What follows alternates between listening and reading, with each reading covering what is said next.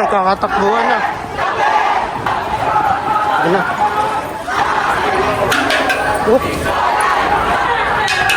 Oop.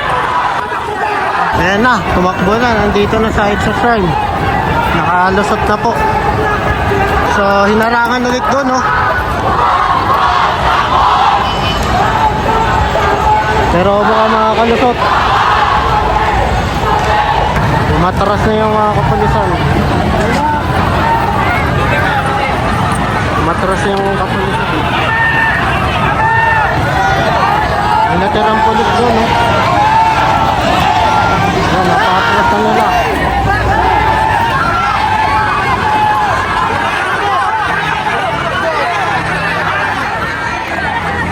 Ayan na, hinarangan ulit, hinarangan. Ayan, hinarangan.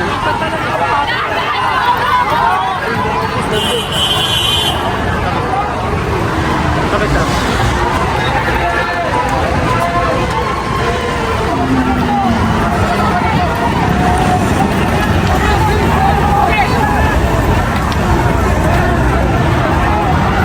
Ayan, meron. Ayan, nakalusot na.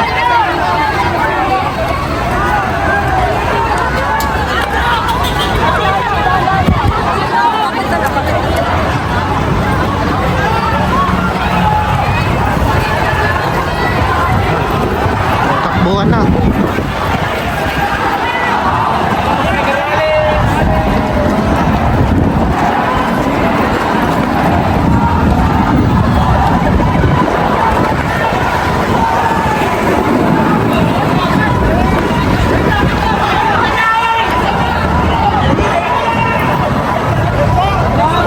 Ayan na, nagtatakbuhan na.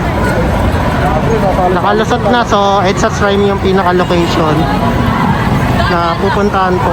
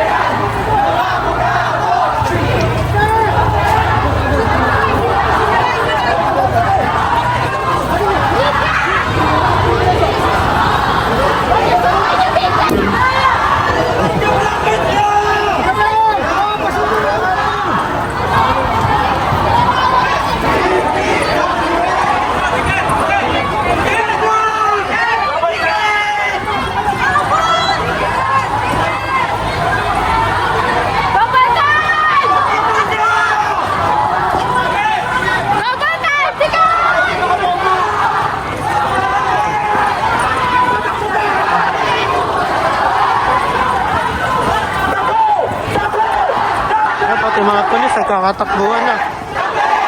Takbo na rin yung mga pulis.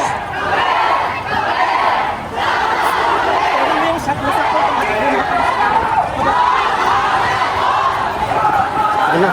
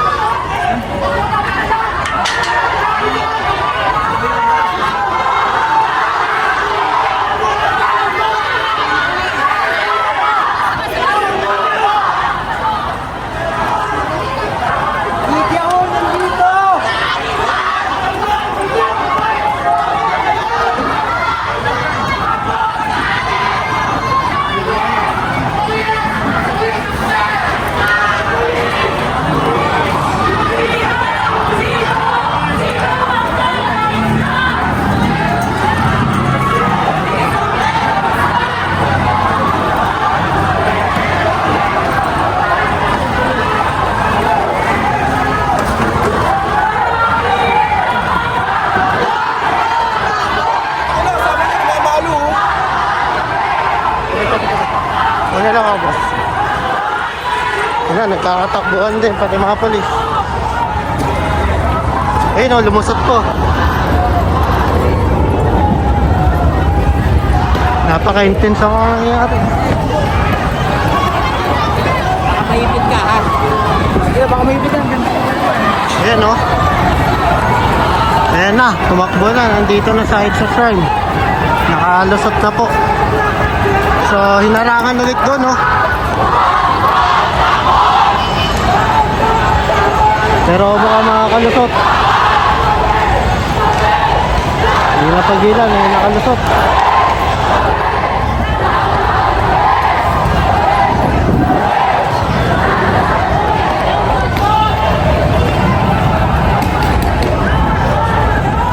Yun.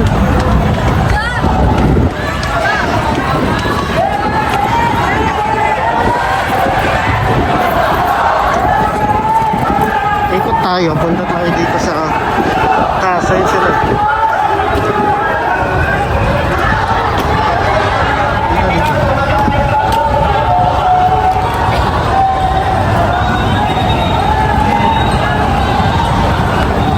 So, nandito tayo sa taas ng Exas Ride.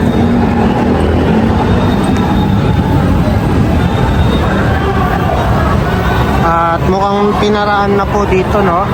At nandito na sila sa mismong gitna po ng EDSA. Actually, meron naman pong daan ng pataas. Pero dito sa baba ay mukhang sarado na dahil nga may rally na ganap. And expected natin hanggang mamaya po ang traffic po. Kaya pala ito pwede. Ayun, iwas na lang sa traffic, no? Kung may iba kayong dadaanan, sa iba na lang kayo daan. Pero nandito na po yung rally sa mismong EDSA Shrine, gitna ng EDSA. Ayan, nagkakatakbuhan pa rin doon, no? So, sa mga hindi nakakalam, ang nangyari kanina ay hinaharangan doon sa gitna, doon sa pinakauna. Then until now dito hinarangan din, pero eto na yung pinalusot na sila. So, malaman kung ano yung mangyayari mamaya, no? Ayan, marami. Ayan, no?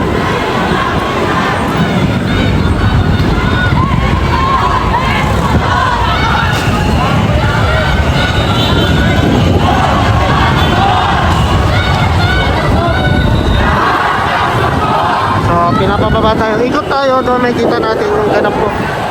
Wait lang. Dito tayo.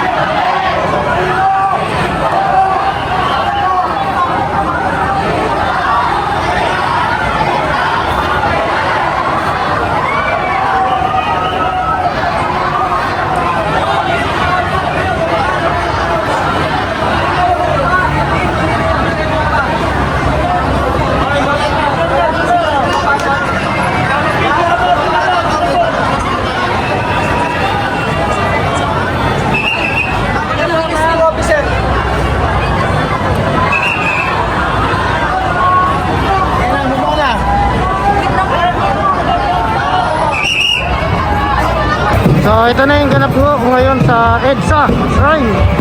So, napatras ko itong mga realista dito.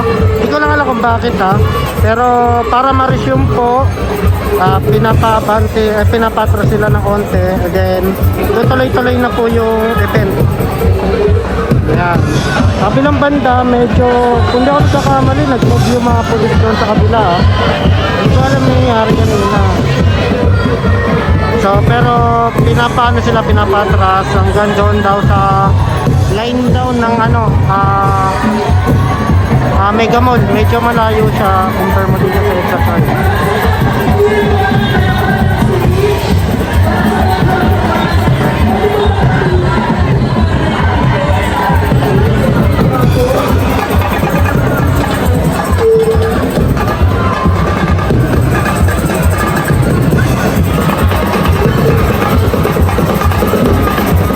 So, ganito karami ang mga dumadupok dito sa EDSA Shrine. So, pakita ko sa inyo. Pataas.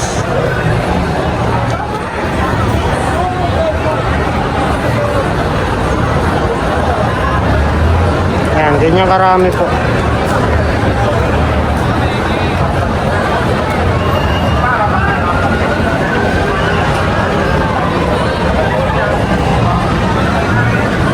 Ulitin ko, nasa EDSA Shrine po tayo. Robinson, ayan po, nasa baba. Tigutin ko kayo sa kasalukuyan na sitwasyon. Dito, sa kabilang side naman, dito yung EDSA Shrine talaga, ayan.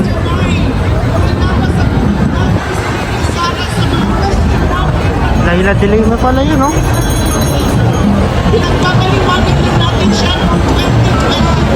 Si Laila Delima nagsasalita dito.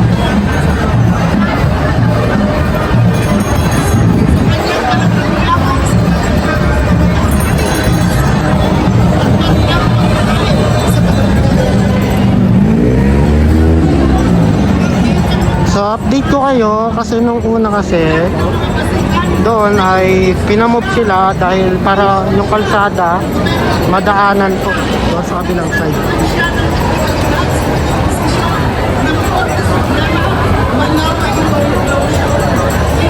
Medyo lang, mahina yung yung sound, hindi natin marinig.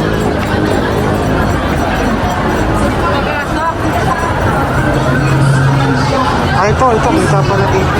Namumula ka na, pare.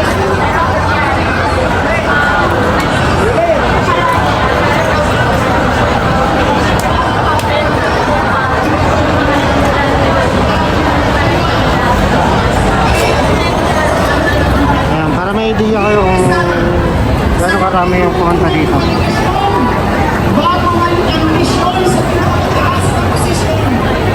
Ito yung EDSA Shrine.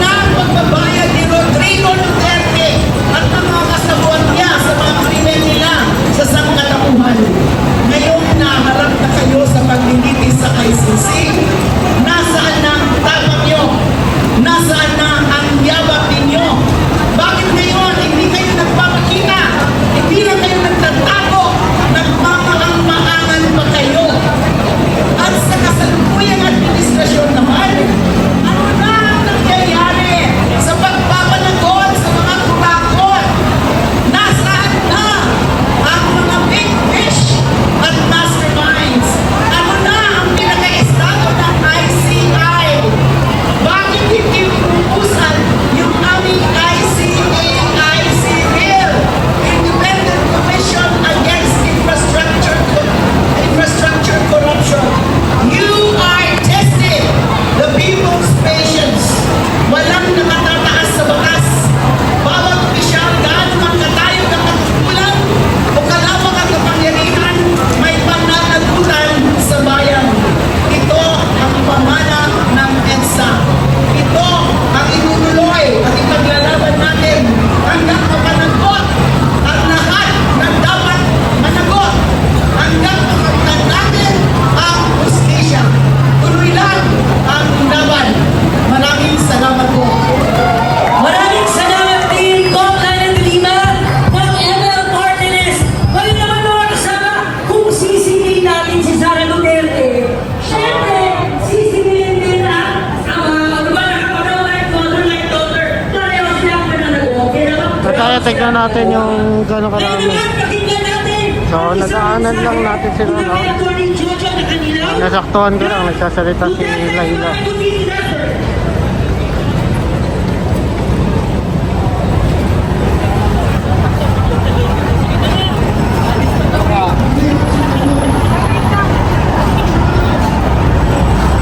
So, open na yung kalsada dito. Ayan, pinamove lang sila. Ayan, open na siya. So, dito lang yung close para at least yung traffic magra-rush hour kasi mamaya.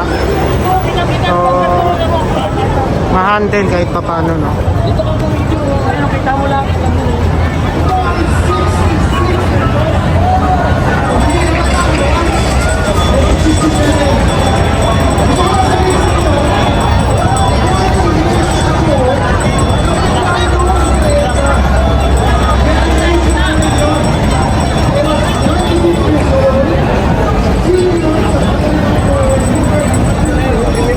Basa mo dyan. Nakaportrait.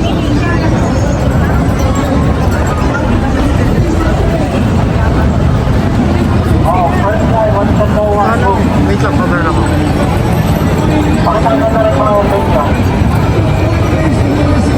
Second line, kumaya mo po, na.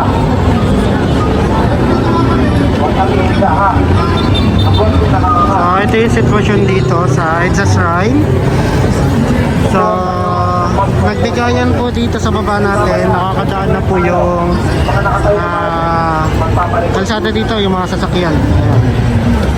So, ang mangyayari, dito na lang po sa kaliwang side, yung sarado. Ayan, at least kahit pa paano, maiwasan yung sa rush hour, no? Hindi umabot. Ayan, at least public awareness, dito na lang po yung sarado.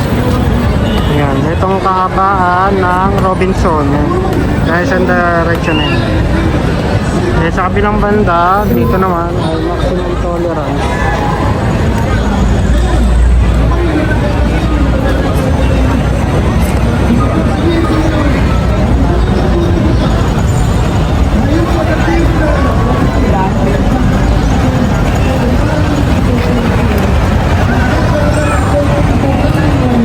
Para updated na lang kayo, palike, pa-share dyan, pasubscribe sa ating channel.